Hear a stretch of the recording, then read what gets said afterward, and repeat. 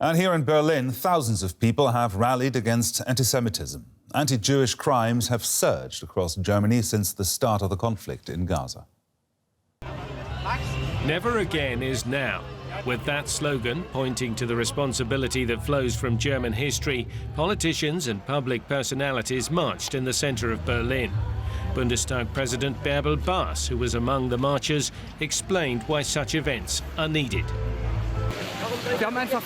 We have noticed that many Jews feel left alone. So it's important that we have put together a broad alliance, people from politics, culture, sport and business, to show we do not want to leave Jews without support in our country.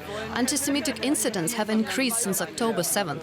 There are 29 such incidents every day. These are just the ones that have been reported. And that's why it's important that we send a clear message.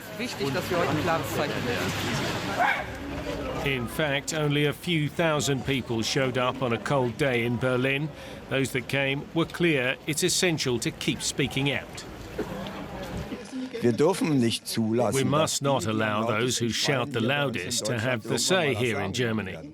We had that once before, and we know what became of it. I couldn't not be here and not speak out so that all people can live here and live in peace.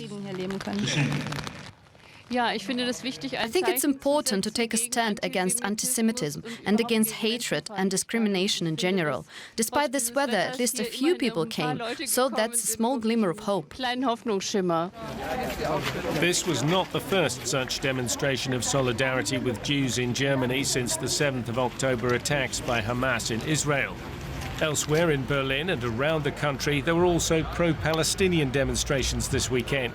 But the focus here was on preserving peaceful coexistence in Germany, calling for anti-Semitism to stop. Our political correspondent, Thomas Sparrow, is on the ground at a demonstration in the Berlin Center. Hello, Thomas. What more can you tell us about the demonstration?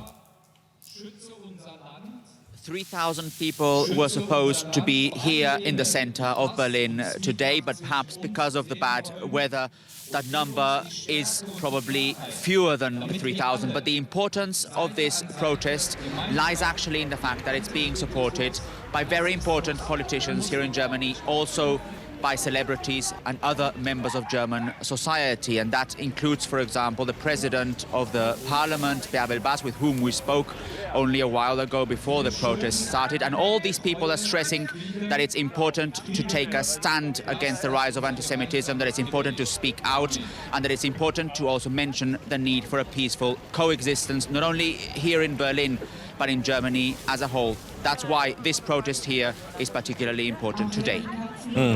More on its importance, try to put things into perspective for us. Tell us more about why demonstrating against anti-Semitism is necessary in Berlin.